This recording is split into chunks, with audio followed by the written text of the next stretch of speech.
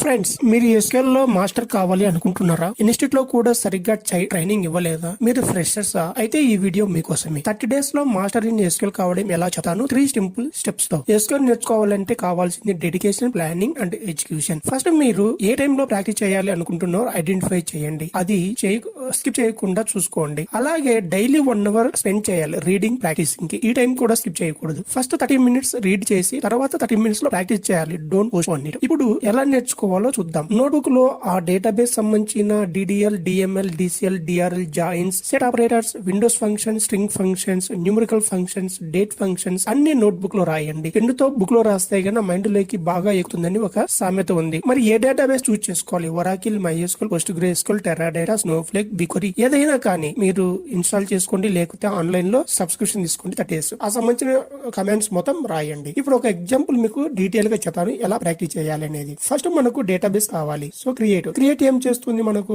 Google లో search చేయండి. ఒక 4 వెబ్సైట్లు రీడ్ చేయండి. క్రియేట్ కమాండ్ మనకు table name, schema name and database create చేస్తుంది. అయితే ఇక్కడ మనకు ఒక క్వశ్చన్ కూడా అరేంజ్ అవుతుంది.